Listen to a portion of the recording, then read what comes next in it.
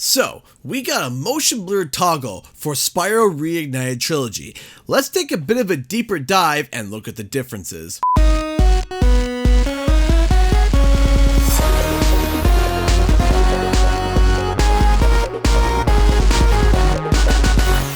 What's up guys, Canadian Guy A here, and back with a bit of a deeper dive into the motion blur toggle that was recently added for the Spyro Reignited Trilogy. If you are unaware, a new patch has recently been released for the Reignited Trilogy. If you want to break down what's been fixed, I already made a video covering all the patch notes. I'll throw a little card in the top right hand corner to check out the video if you haven't yet. One of the biggest features added to the game is a motion blur toggle. Since day one, some people in the community had been saying that the motion blur had been bugging their eyes. Some people were okay with it, but there was a bit of a request for the blur to be able to be reduced somehow.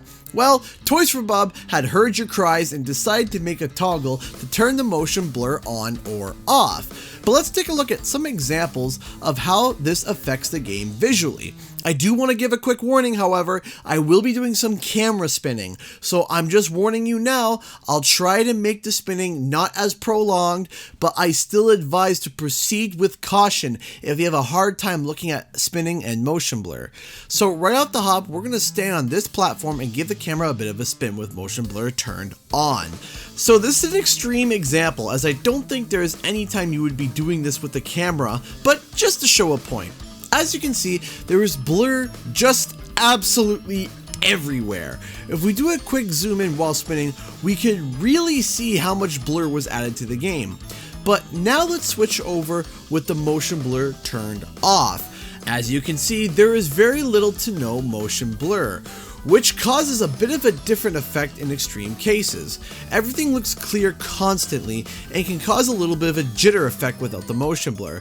You can tell that the game runs at 30 frames per second with the motion blur turned off, as with the motion blur turned on helps make the game feel like a pseudo 60 frames per second game. At least in my opinion. If we compare the two, we can definitely see it is two entirely different experiences. One feeling smoother but a bit like you are in a blender, while the other one's not quite as smooth but not a blurry mess. Now I do want to shout something out to content creators or people in general trying to get good in-game shots of Spyro.